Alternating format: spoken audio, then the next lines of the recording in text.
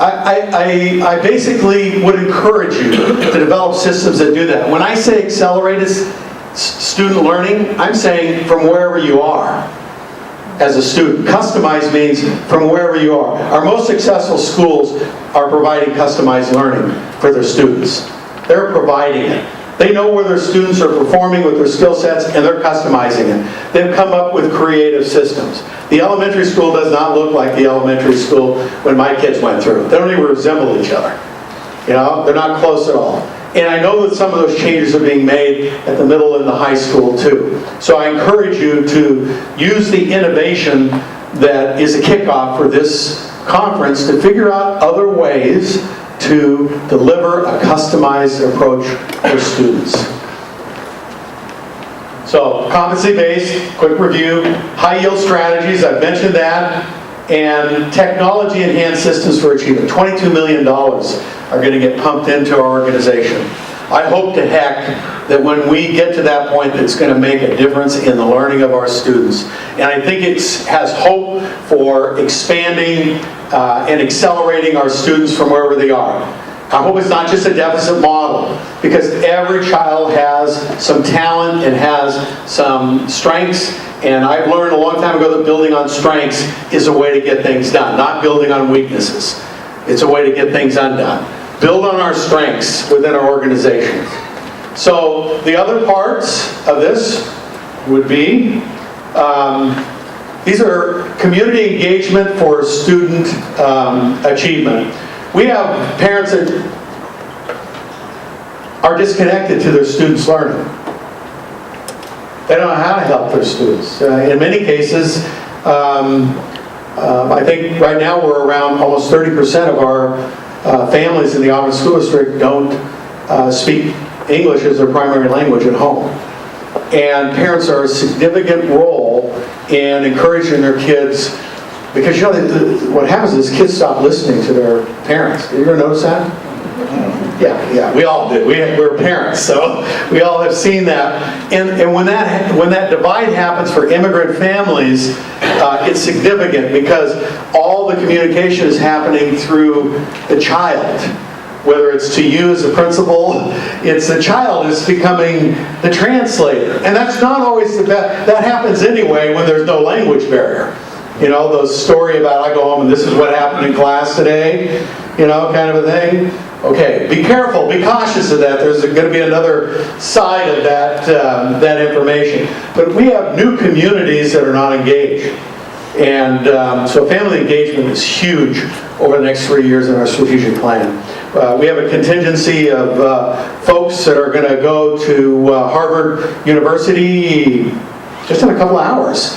And they are going to be part of an institute to bring back to us a framework that is going to show us how, through a framework, Parent Academy, we'll be able to better prepare our parents to prepare their students for being world-class learners. And you don't start that their junior year. You have to start as soon as possible in middle school. But it needs to be focused on student achievement. There's so many things to focus on. So many things that we could address. But our primary mission is to provide our students with the skills to be successful, to provide them with the self-esteem to want to be successful. That's our primary purpose, okay? And so we need help from the community with other aspects that go into helping our students have a sense of belonging and purpose and have all the resources available to them. So we need an effective parent engagement. We need an early learning organization with community-based kind of modeling. In other words, we have all these community-based organizations. They all do their own thing. They do their own client referral. And we've started a project at Dick Scobie, and Adam's been providing the leadership along with Vicki. And we also have Denise Daniels working with that group. But we have 9 CVOs total altogether who are working in concert in terms of customizing for each kid and each family. It's a very different model. In fact, AYR has come and met with me and said, we want to change our whole model. We want to identify it early on. We want to provide the support that a family needs for a student rather than a referral basis, which usually we're at the point of crisis when somebody makes a referral. And then, you know, you don't really get to be a part of a community. If we want to be successful, CBOs, family engagement, Auburn School District needs to be in the community and working together on behalf of students.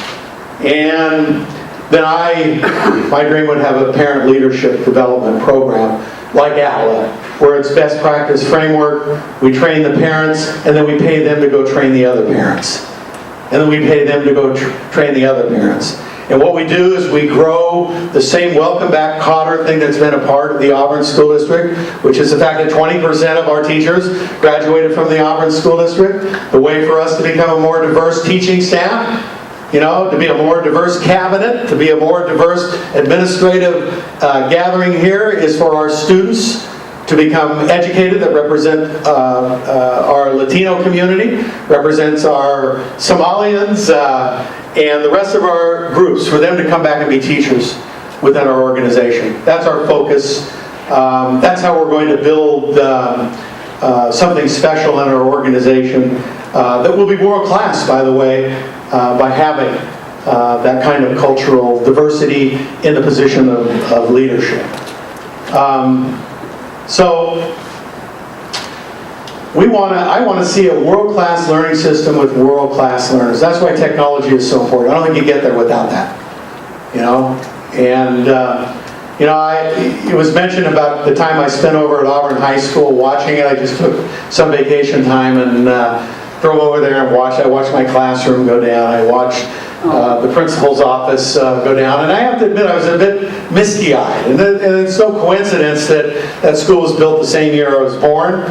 And I know all the great things and the people that have been in that organization. I have thousands of personal stories, many of them in the room today. You know, we're a part of that legacy. That represents, I feel, the same legacy at Auburn Riverside High School with its 96% on-time graduation rate, with its 90% on-time graduation Latino rate in terms of the percentages. I'm inspired by all of those.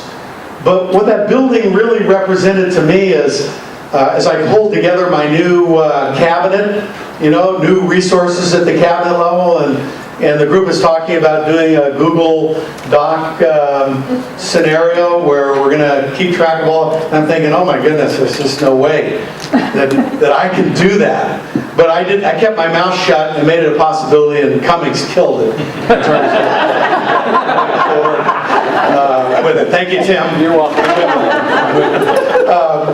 The purpose of all of that is because we can do our work together. And I'm willing to be a learner, but I recognize as that high school went down and the new one has come up that sort of I'm in the twilight of my career. I want world-class learning systems in place. The sense of urgency is not just for you know, setting a goal. It's because it's an urgent matter for us to do. We've got a good base to make this happen. It hasn't happened in other places. Secondary programs have a tendency to not want to make the changes for a whole lot of good reasons. For a whole lot of good reasons. You know, it really, they're all good reasons. I heard them all. Okay, and I've lived them. I was one of those principals. So, but the work that's been done by our high school folks, with, you know what, we took and doubled the number of students that are in advanced placement courses in 1 year. The high schools did that. 1 year. Now, how the heck we're going to support that? That's why we've hired a few more people in the room here today, because we're going to need to support it. Because remember, on the farm, you know, the idea was that if people just stayed within their job descriptions, if they just stayed within their job, if they didn't reach outside their job description, then you would never have any growth. You would have no sense of continuous improvement. We all have to reach outside. And we've been really reaching outside. And now it's time to have some support to be able to maintain things. But we even closed the achievement gap. We closed the achievement gap. We eliminated the achievement gap at Auburn High School related to advanced placement. And the only reason we didn't close the achievement gap in terms of our poverty level students and some of our other ethnic groupings is because we signed up a whole bunch more students in advanced placement. So it was a running scale, but just in terms of sheer numbers, we doubled the number of students that are in high achievement. That changes the culture of a building. When all of a sudden you've gone from 25% to 45% of your students enrolled in advanced placement, what do you think that does to the culture of the building? You know, the shift that creates. And so we need to be college and career prepared. I want to always mention that we have been increasing career and technical enrollments. When you have more kids take advanced placement, ultimately, if you're starting in the 8th grade, what ends up happening is students then are able to take more courses in the career and technical advanced areas. If you want to be an engineer, you know, you're going to be taking things that are related to, you know, the world qualifying robotics program, or all of those career technical, or all of the students that are have their Microsoft certifications, some of the most in the state of Washington, if not in the nation. Those things all have raising raising the level of what we're expecting from kids has a great effect. It rises all the boats, all the programs. They don't compete with each other. Okay? And if they are competing with each other, then we need to look at what our master schedule says, and we need to think about how to innovate those different systems so we can customize.